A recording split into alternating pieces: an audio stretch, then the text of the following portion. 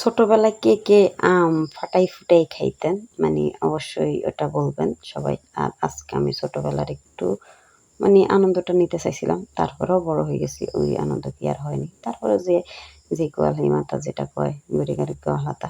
আমি যাই পাইছিলাম, নাই মামার চাইতে কানা মামাই ভালো। যাই পাইছি আলহামদুলিল্লাহ। আসসালামু আলাইকুম। আশা করি সবাই ভালো আছেন। আলহামদুলিল্লাহ আমিও ভালো আছি। ছোটবেলায় এই আমটা কে, কে খাইতেন? বিশেষ করে মাদ্রাসায় যাইলে বা স্কুলে যাইলে কলেজের মধ্যে কে, কে খাইতেন? আমরা আগে ব্যাগে করে আম নিয়া যাইতাম, কাঁচা আম নিয়া যাইতাম।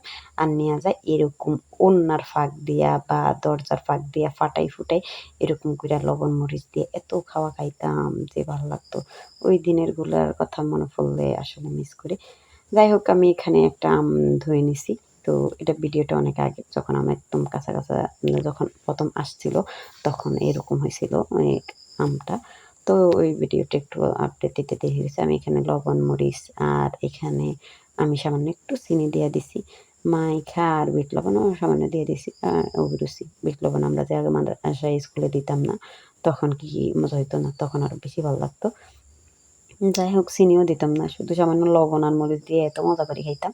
ওই মজাটা টেস্ট স্পাইসি চাইতে একটু চাইছিলাম নিতে কিন্তু পারি নাই। ওরকম হয় নাই। আ অবশ্যই ওরকম ভালো লাগে নাই। কারণ ক্লাসমেট সবাই বন্ধু ওরা তো আর নাই। যাই হোক আমি এখানে ছোট একটা গামছা দিয়ে ফাটাইতেছি ইচ্ছামতো। আর তো লবণ মরিচ তো ২ বার দিছি। দেওয়ার পরে ইচ্ছামতো ফাটাইতেছি।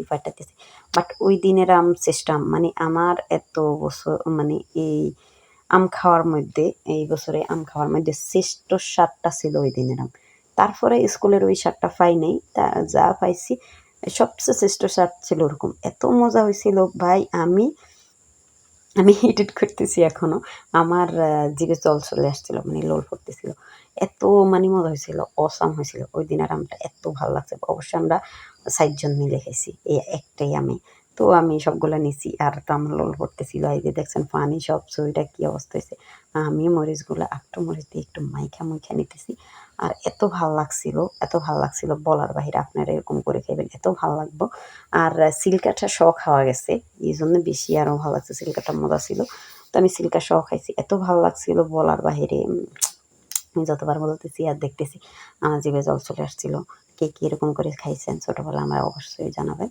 আর সবাই ভালো থাকবেন। দোয়া করবেন আমার জন্য। আর কি বলবো সবাই একবার ট্রাই করে দেখবেন। ভালো লাগবে।